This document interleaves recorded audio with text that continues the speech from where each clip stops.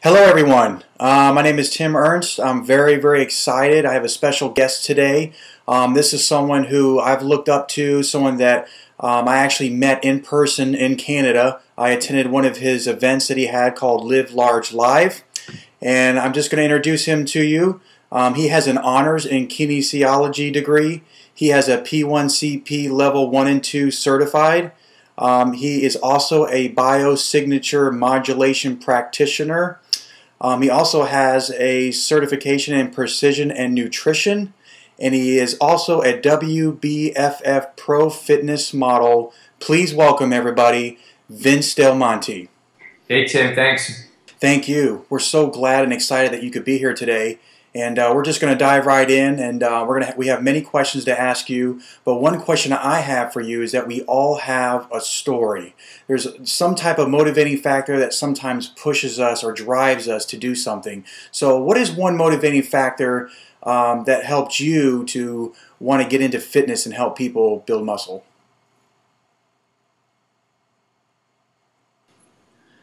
Well, for me, it all started when I was 22 years of age. I just finished 10 years of competitive long-distance running through high school, through university, and I pretty much found my identity in the success of my running. I also did very well in triathlon, represented Canada in my prime, and I was always known as that lean running machine. And when I was done university, I essentially needed to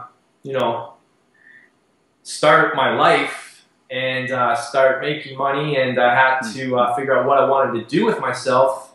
And I hung up my running spikes because I'd run out of eligibility. And to be frank, I was just sick and tired of being nicknamed Skinny Vinny all through my high school days and all through university. And on top of that, I lived with 8 dudes who were probably the most jacked up dudes in university. I went to the University of Western Ontario, and these were the guys that girls wanted to be with, and the guys wanted to be, and I was constantly around them. And these guys, I associated their popularity and coolness, if you will, and with the muscle they had, it seemed to give them confidence. And, I wanted to have that. So what I was, to be honest, my main motivating factor was to achieve all those things I thought muscle would give me. I was, I guess you could call me a pushover. In high school, I was that skinny twerp. I didn't really stand up for myself, and I didn't have a lot of confidence.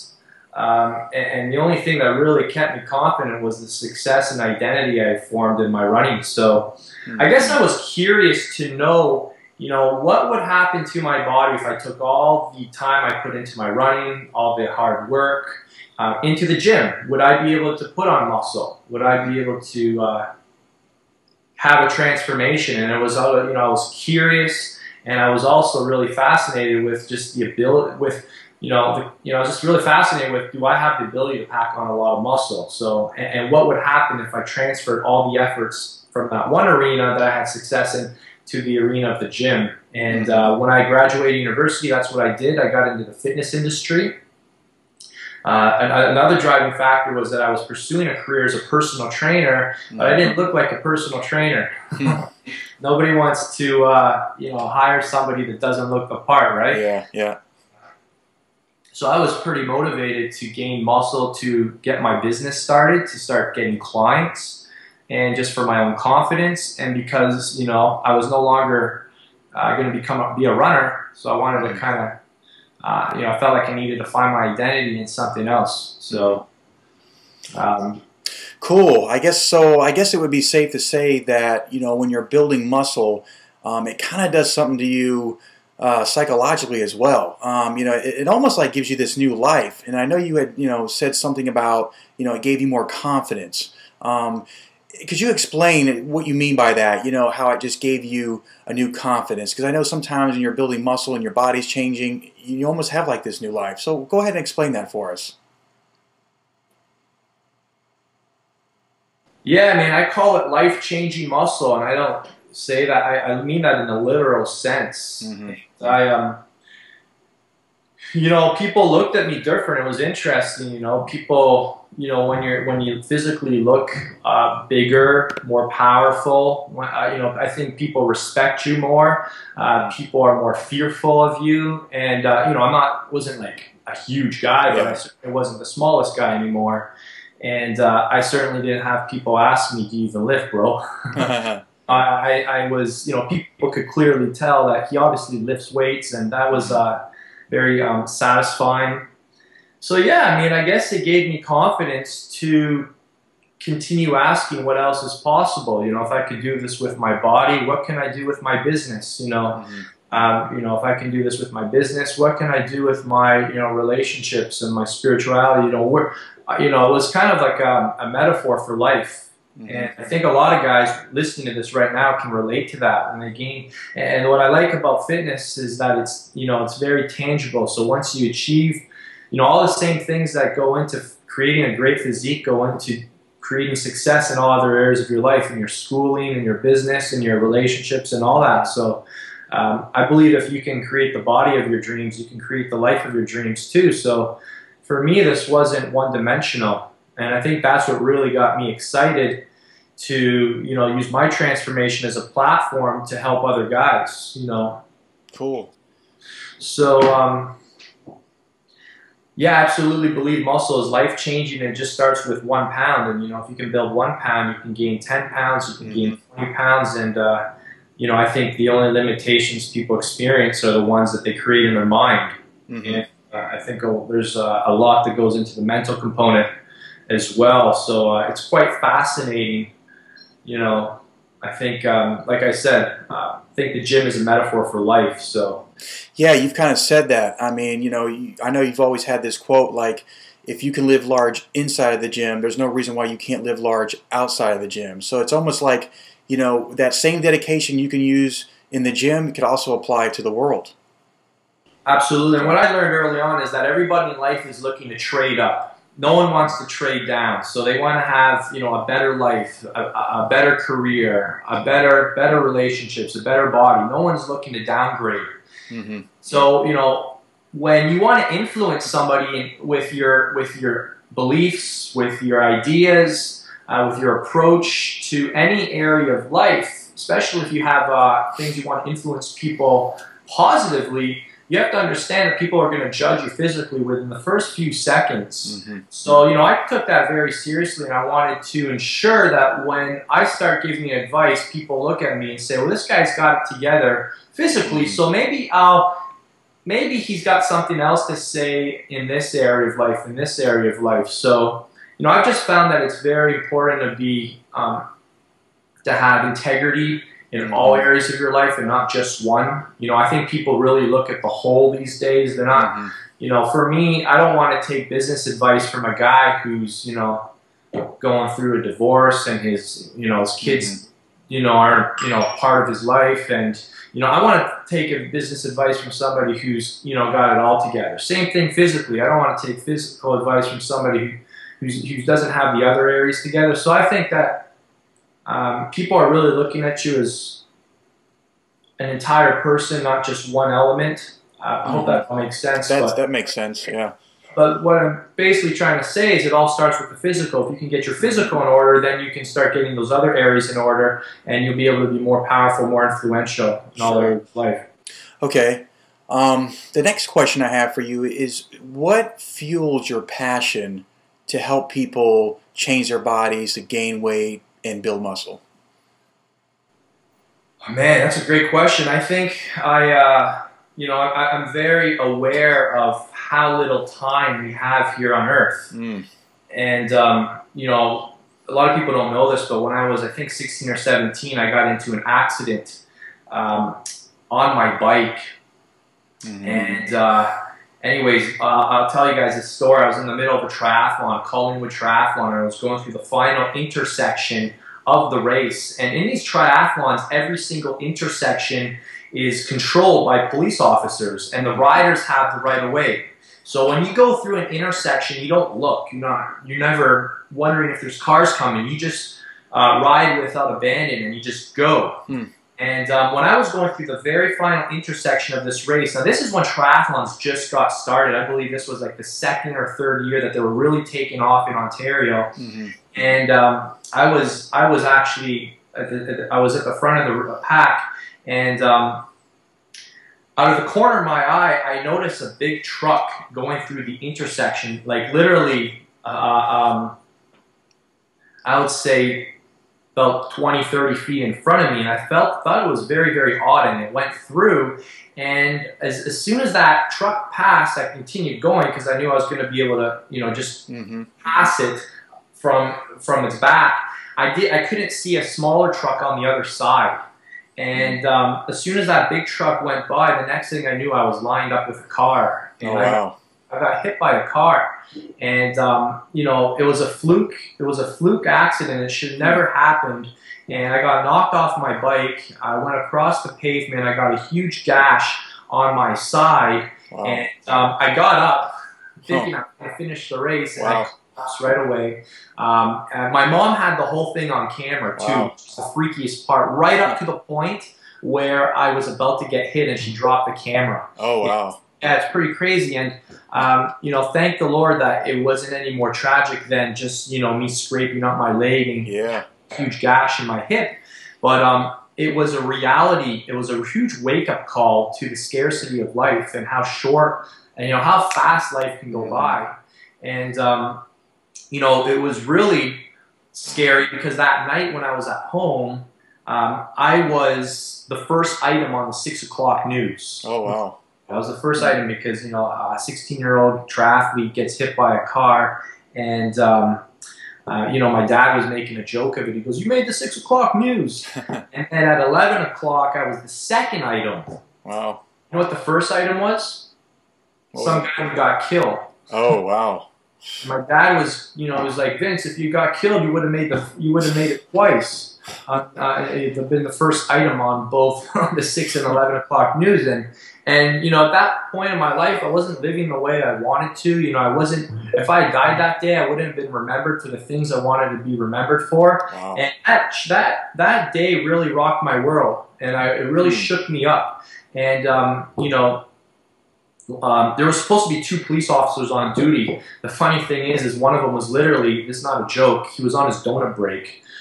And the whole case went to court, and you know, my beautiful bike got trashed, and you know, anyways, that event really got me to start thinking about my legacy, and you know, if I had died that day, how would people remember me? And those aren't things most, you know, typical 16-year-olds probably think of. And I started asking myself, you know, how do I want to live my life? How would I live my life each day if it was my last? And you know, becoming the best version of myself physically was the first thing I wanted to do, and I knew that would be a stepping stone to doing things in other areas of life. So I think one of the things that fuels my passion, to answer your question, is to recognize that we're not here for a very long time. We have a very short, I mean, we're literally a heartbeat away from death. And that's true. And we could be taken home any moment. And you know, I really want people to make the most of their life. You know, I hate seeing people waste their life and not making the most of their talents and resources and their gifts and, you know, the blessings that they have and the opportunities that they have. And I really believe that helping somebody with their physical life, getting that in order, is a stepping stone to starting to move in a positive direction in other areas of life. So I think for me, I'm very passionate about seeing guys fulfill their potential. I'm very passionate about seeing guys just, you know, living large, excelling, and you know, not living a mediocre life. And I think that's what really gets me fired up, and just being relentless and prolific every single day with what I know will keep people motivated and inspired. And that's why I email my people every day. I post on Facebook all the time. I do videos every day, and you know, I push people to order my programs because I know making those decisions are going to force you to take action and make you accountable. And I know it'll ultimately benefit the end user more than it'll benefit me. So I guess that's that's really good. Long-winded answer, but that's one of the things that really fuels me. Wow, that was a pretty good story. I know I don't really have a story related to that, but I do have something that applies to my life. You know, I have a story too, and I know I've shared it before about I had a brother that had passed away, and when that happened, it just really opened up my eyes to realize that we don't have a whole lot of time here on earth. And I think that, one of the best things that you could do while you are here for this short amount of time is to make a positive impact on people's lives. And I think you're doing a great job with that, helping people change their physiques, which in turn, changes their, their mentality and just gives them this new life. So yeah, I'd have to agree with you. I mean, it's just, we all have those stories, and I just think that we need to use those stories in a positive light so that we can help people and, just leave an impact in people's lives. So great story, Vince. Loved hearing it. I'm sure everybody else did as well. Yeah. I think just take life for granted, especially living in Canada and yeah. North America specifically. I don't know if anybody here has ever visited a third world country, but I had an opportunity to go with my father to Honduras a few years ago on a missions trip, and it literally rocked my world. It was probably the toughest 7 days of my life. Wow. And I mean, to see, like, it's just insane how spoiled, rotten we are here in North America. It's, to be honest, almost disgusting. Yeah. I mean, the fact that we even have paved roads, and when I hear people complain, I feel like shipping them off to a third world country. Just, try this for a week and then back here, and we're so ungrateful. I mean, I don't want to sound negative, but I mean, there's a lot of people who are so ungrateful, and it's just a matter of perspective. And I believe, God uses events in our life to change our perspective and to teach us. I believe life is God's best teacher. Yeah, I agree. Yeah.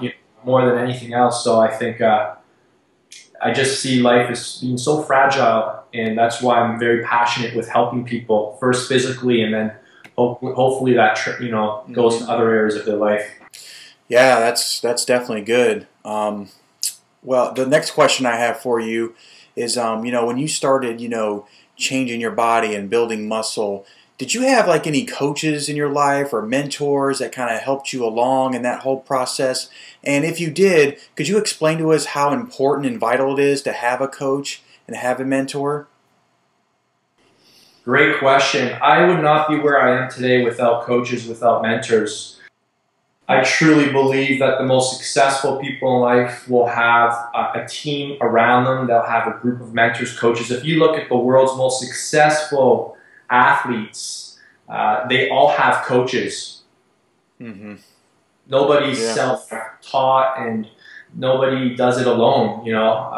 I believe in the acronym TEAM. Together, each achieves more. And I'm blessed to have some of them found, coincidentally, whatever you may call it.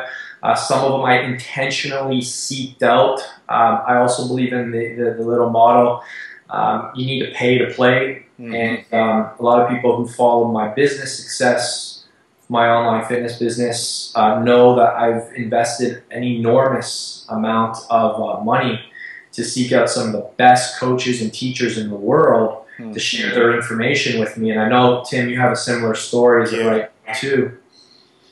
So when I got into fitness, specifically bodybuilding, when I was 22 years of age, I was in church of all places, and there was a dude, and he was in the pews there. He must have heard me praying desperately for a change. Maybe I was praying too loud. And we became friends, and he was a provincial level bodybuilder. Wow. He was natural, 100% natural. He was a chiropractor. He was in his 40s, but he looked like he was in his 20s. And the first thing I noticed were his calves and his forearms. And they were just, like, I've never seen a man's forearms or calves this big, and they were veiny. And I'm like, that's what I want. And he wasn't wearing revealing clothes, but you could just tell this guy was jacked. Yeah.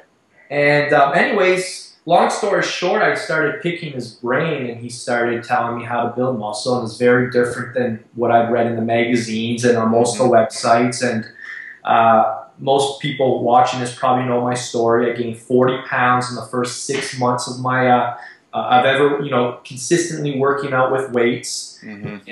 And, I contribute a lot of that to having somebody tell me what to do, and I didn't question it. I asked him why this way every once in a while, but I really just did what he told me. And I went from 149 to 190, 24 weeks, from May 4th, 2002 to October 26th, 2002, I'm sorry. Mm-hmm. And that was the introduction to my, weight training. And I contribute a lot of it to having him just kind of guide me and, eliminate the guesswork for me. And I would say, coming from a running background where I had a coach all through high schools, it made sense just to do what the coach told me to. Yeah. So yeah, I think anybody who's not working with a coach is short. I won't say not going to get results, but they're certainly not going to achieve the best results. It's kind of funny, even 10 years later, I've never written my own program, ever. I've never, ever designed my own program. I always go to someone else to design my programs. And one of the reasons I do that is because they always will prescribe things to me that I would never prescribe on myself. And I find that there's something magical about having someone write a program for you. There's more accountability. There's something that it's kind of mystical. It's like somebody wrote this for me, and it feels more personalized, and whatever it may be, maybe placebo.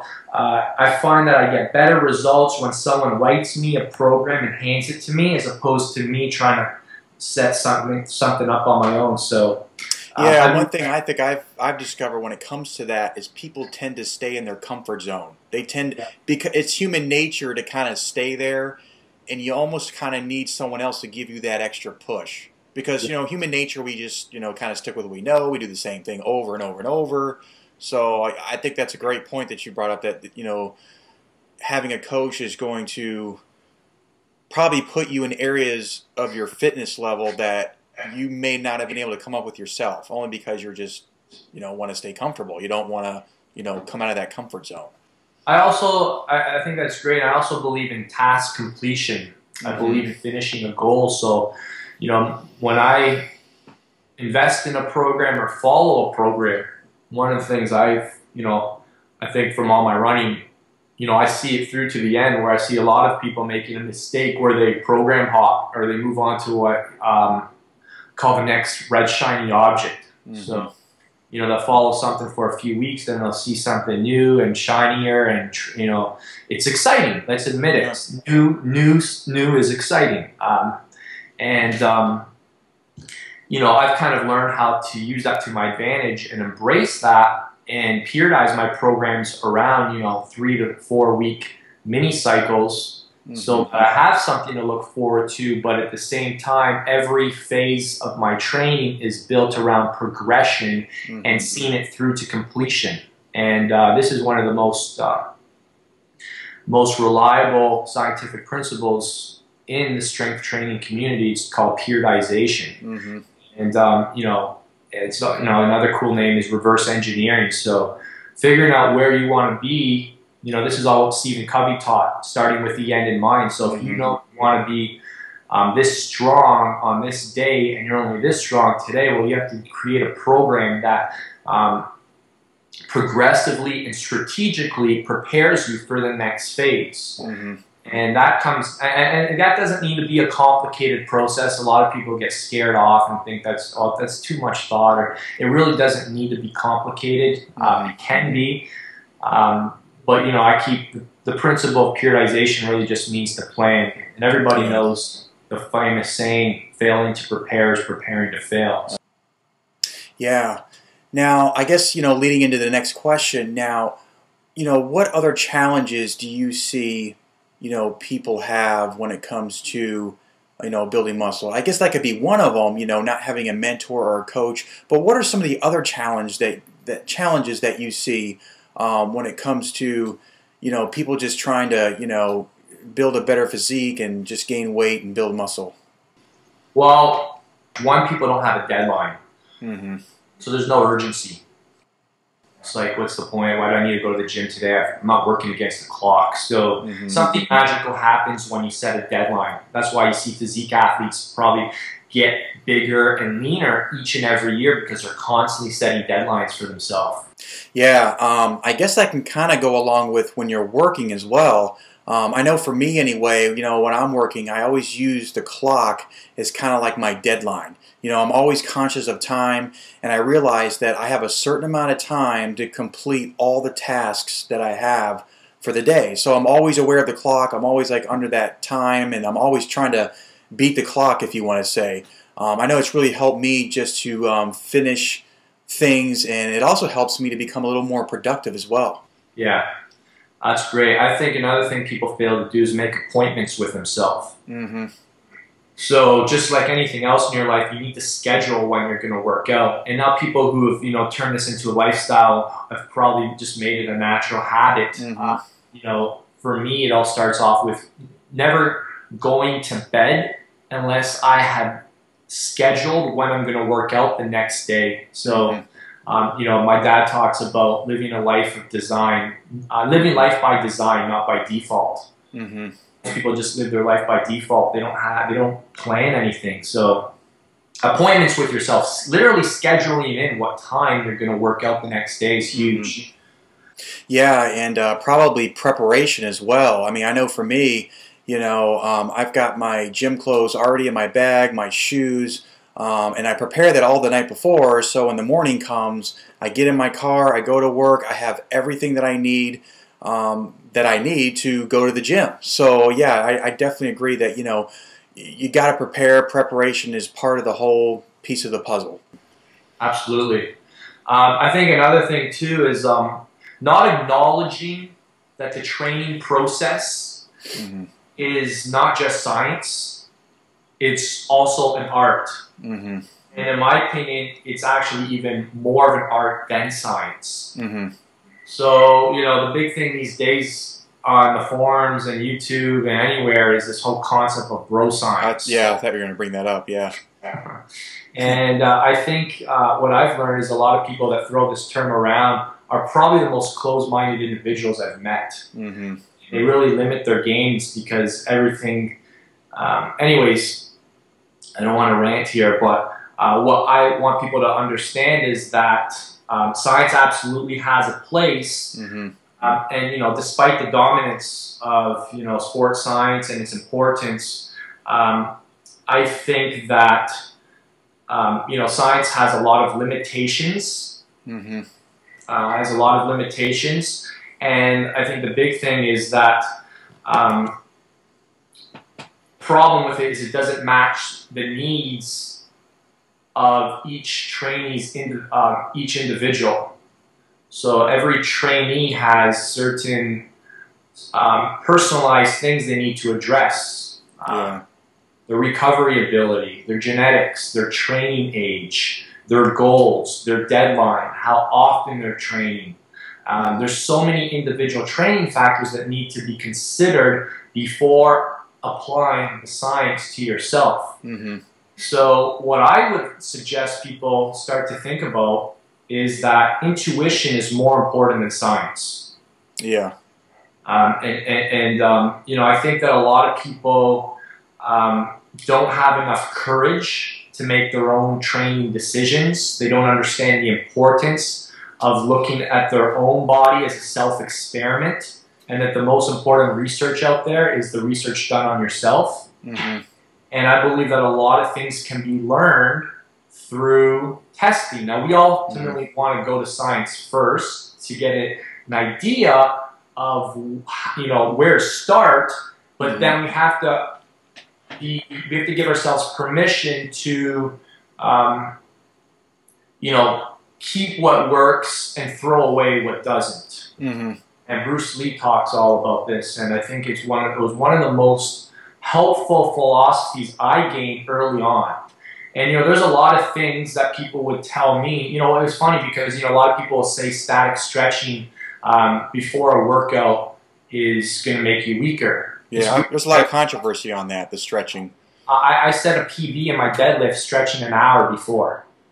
Wow. You know, things like that. You know, there's a lot of research that says doing cold therapy increases cortisol, and that it's actually not healthy. I actually find that improves my rate of recovery and performance. So you know, I mean, I could go on and on. Yeah. And you know, someone would say to me, well, Vince, that's bro science, but I have results to prove otherwise. So I'm not attached, and I have no problem sharing things that have worked for me, and not just me, but on literally hundreds of in-person clients and thousands of online clients, people who follow my methods, and saying, well, this is what's worked for the majority of these people. And the reason I have no problem doing that is because I'm attached to one thing, and that's results. People come to me and they say, Vince, I'm looking to get a result. They don't say, you know, they don't put it, say, but it has to be all science-based. Yeah. I don't want to follow anything that may not be, you know, it doesn't work like that. No. So, to be honest, I see very, you know, I don't get involved in study wars or academic debate. You know, a lot of people like to do that, but I find like I find that it's a revolving door. Yeah. It goes nowhere. I'm probably one of the most well-read individuals. I mean, I don't know if you guys can see my bookcase. Yeah. But I mean, a lot of those are, over a third of those books are all on training, really well-researched, heavily scientific books, courses, certifications.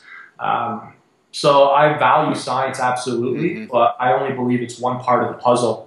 It's just one piece of the puzzle, and I don't let, you know, I'm not going to wait for a study to verify something that I'm finding that's getting me results today in 5-10 years, and I'm not afraid to share that with people too. So a lot of people get their panties all tied up in a bunch when, you know, whatever, you know what I'm saying. I don't want to rant anymore. Yeah. A lot of things, you know, there's a lot of things you want to be aware of. You know, I mean, a lot of studies are poorly designed. You know, they draw shady conclusions. You know, a lot of studies even done on animals like rats. You know, they rarely apply to humans in a reliable manner. In a reliable manner. You know, a lot of, and let's just be honest, I would say 99% of people out there don't even have the frame of reference or knowledge or background necessary to interpret studies. Yeah. You know what I mean? Now, with all that said, I don't want to discredit. I mean, there's obviously laws of physics. There's laws of there's you know, laws of biomechanics that are going to apply to, you know, specifically the way you train, the way you move a weight that is more optimal, more efficient, and it's just irrefutable. It's not open to debate. So I certainly, and you know, if you're a Hypertrophy Max member, or if you've invested in Ben Pikowski's MI40 program or my Live Large stuff, you'll see that we go in depth on how exercise is really just physics. It's really biomechanics. Exercise occurs on the inside. So there are certainly scientific principles that apply to how to move a weight that creates more tension, that creates more torque, that creates more fatigue. That is just, there's no debate. There are ways that are clearly right and ways that are clearly wrong when it comes to many things. But, you know, and I want to make sure people understand that I acknowledge that. But then there comes to a point where then there's things can be kind of, you know, it gets a little gray. Yeah, I know that's one thing that you've touched on in the past is, you know, there's certain things that you have to take into account when building muscle. And one topic that's thrown out there a lot is this whole concept of your genetics. And you seem to be someone who, you know, in the past, you know, you were skinny, and it seemed like you've beat your skinny guy genetics. So, Vince, if you could, you know, talk a little bit about, you know, how important really is genetics when it comes to gaining weight and building muscle? To be frank, who cares? Yeah. You know, I mean, you can't control it. I mean, I really don't feel like that's a useful question. People will put numbers that genetics contributes 20 to 30%, and I believe that, you know, there's certain people that were just born to be, you know, you know, you don't become a football player. You're born a football player, and you know, I do believe in some of the, you know, some of the models. People say, you know, if you want to, you know, choose your parents wisely. I mean, I'm clearly not built to be a football player. I'm clearly not built to be, you know, I've got long limbs. You know, I'm not built to be a power lifter. So, but if I wanted to pursue powerlifting, I certainly could make a lot of progress if that was my goal. So I think you need to kind of keep them, you need to respect it, but I don't think it should be a focal point. You know, even focusing on progression and, you know, making improvements each and every day. You know, and I think, you know, some people call me naive or maybe overly optimistic, but I would never underestimate the human spirit. Yeah.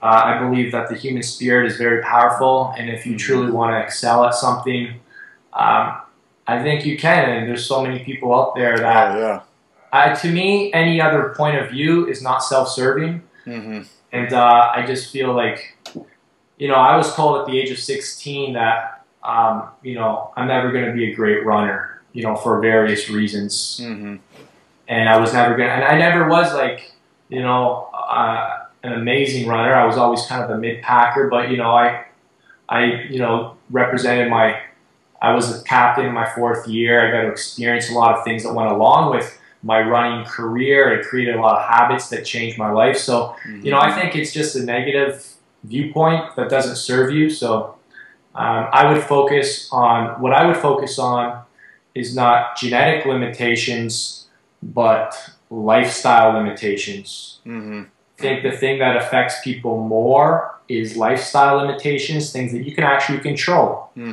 Often you work out, your consistency, what you know, your recovery, your nutrition, how hard you work out, the coach that you have, the program you follow, your and I would get people to start focusing on lifestyle limitations, things that they can improve. Because most people never even get close to their genetic limitations. Maybe very, very few people will ever experience in their life a true genetic limitation because there's so many lifestyle things that can be improved first. Sure. So, I mean, that's kind of the way I look at it now. No other viewpoint really serves me. Yeah, yeah. I mean, it's almost like you just got to take with what you have and just work with that and improve on that. Yeah, exactly. And, you know, I always say to people, don't compare yourself to anybody else but yourself, because, I mean, at the end of the day, you don't know what other people are doing. That's true. Yeah, exactly. You'll hear people defending certain approaches, certain eating ways and everything on the internet and say, but so-and-so, so-and-so, and so-and-so does it. Well, you know everything else they're doing? Yeah. Like, but seriously, do you know every single aspect of their life? Like, do you know everything? Like, there's no point. You can't compare. It's just kind of no point to compare yourself to anybody else except yourself. Yeah. Yeah, I just think it's better just to challenge yourself. You know, one thing that you had touched on previously is about, you know, the human spirit and how, you know, when it comes to the human spirit and you really want to go after something and you want to do something, you're not going to let anything get in your way. So I do believe that the human spirit is just far more powerful in getting things done. I mean, I've seen people with limitations that succeeded more than the average person. And it was just because that, you know, they just had to work a little harder, and it's just amazing that what the human spirit can achieve, even, you know, having limitations. Yeah, they're forced to work harder. I mean, it's funny because, you know, I was talking about this with my great buddy Ben Pikowski, bodybuilder. We're out for dinner last night, and, you know, a lot of people think that he has great genetics, but, you know, Ben actually was a long-distance runner as well in high school. Wow. His parents are not in great shape. Like, he had to work his butt off to develop, you know, gain every ounce of muscle on his body. And, you know, a lot of people look at him now and think, oh, he's, you know, he's genetically gifted. Actually, he wasn't.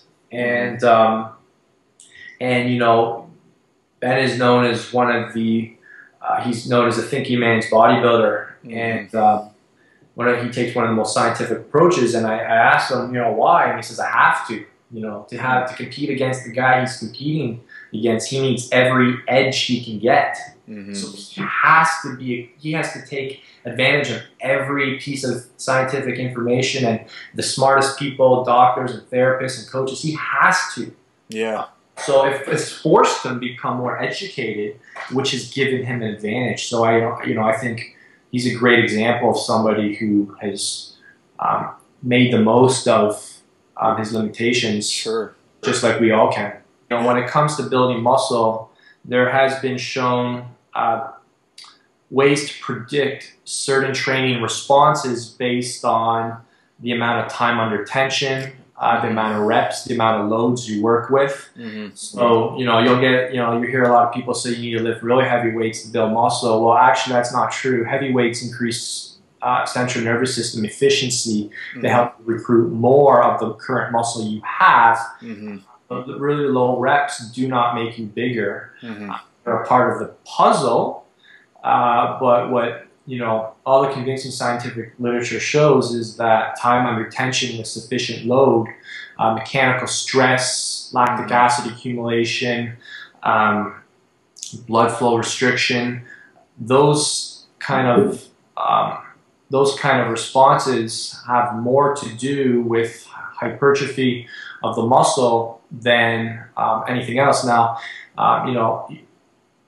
ultimately, to achieve your full muscle building potential, you need to stimulate all muscle fibers. High threshold type 2B, but even the low threshold type 2A. And different rep ranges, different loads, different times under tension are going to influence that. So just to say, to go into the gym, what most people do is it's kind of like throwing darts at the board. Yeah. And they're doing it they're not just throwing darts at the board, but they're doing it blindfolded. Just hoping to hit something. So we have it's actually a lot of this research is coming right out of your own hometown, Tampa. Yeah.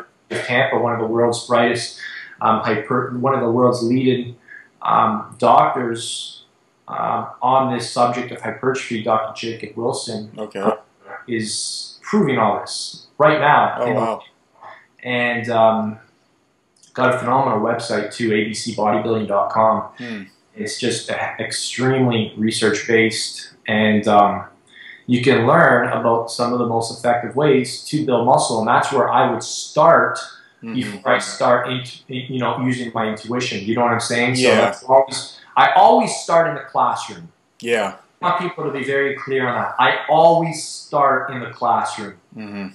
I don't say I'm going to try this out myself because I think I know what I'm talking about. I think that's a big mistake a lot of people make as well. Yeah. A lot of people out there think they're smarter than they really are. Okay, yeah. And I found that the more you know, the less you really know. Yeah. I'm sorry, the more you learn, the less you really... The people that are truly humble and will admit this will admit, some of the smartest people I know will admit that the more they've learned, the less they really know, because it just raises more and more questions. Yeah, that's true. I guess, one of the things I know I've learned is that, you don't have to lift heavy weight to build muscle. One thing that you have said before is that, there's a lot of people that are moving the weight, but are they really building their bodies? And one of the words that you use is that, there's a lot of people in the gym that are weightlifters, but they're not bodybuilders. They're just kind of moving the weight and going through the motions. And we all know that there's different ways of working out, and a lot of people don't take into account that you have to use time under tension, how much stress you use on that muscle, the right amount of inward intention, and all those things. Yeah, that's great. Absolutely. So most people, like you said, are just concerned with moving weights from point A to point B, and they're unaware that exercise occurs on the inside, and force is created internally. So your body doesn't know if you're working with a 30 or 35 pound dumbbell. Exactly. It understands how much tension is on that muscle, how much fatigue there is, how much lactic acid, how much cell swelling is occurring. So how many muscle fibers have been torn, broken down. So it doesn't say, oh, hey, good for you, you're lifting 35s today, I'm going to reward you with some new muscle. Yeah. And even you can take that a step further to exercises. A lot of people, the problem with trying to learn exercise by watching other people is that you don't know what's going on inside their head. I always use the example of doing push-ups to train your rear delts. And anybody who hasn't heard this analogy, you can go down onto the floor and try this yourself. Instead of shoving your hands inward, which will create inward tension on your pecs, if you shove outwards, you can actually start to feel your rear delts. Oh, wow. And and when you go to the gym, you have to understand that names of exercises were just things some random dude gave them. So you're, you know, a bench press doesn't work your chest because it's a bench press. It works your chest if you create inward intention. You create lines of forces that create create torque, or around the joints that recruit the pecs. And people don't understand that, so they look at it from a very simplistic standpoint. This all comes back to, I mean, the smartest people I know on how to make, how to exercise properly have a very deep understanding of biomechanics and physics. And for anybody interested in taking the best course out there on this subject, it's rts123.com. rts123.com stands for Resistance Training Specialist. It will literally rock your world. And probably change everything you ever thought you knew about lifting weights. Wow. So I highly recommend RTS123 for any up-and-coming fitness professional. And probably the first 6 days will go completely over your head. Anyways. Okay, we want to thank Vince Delmonte for his time. He's got to run. But make sure, guys, to stay tuned for part 2. We're going to do a part 2 of this video. And if you have any questions or comments that you want to leave below this video, feel free to do that. We want to thank you again, Vince, for your time, and we'll see you in part 2. Thanks, Tim.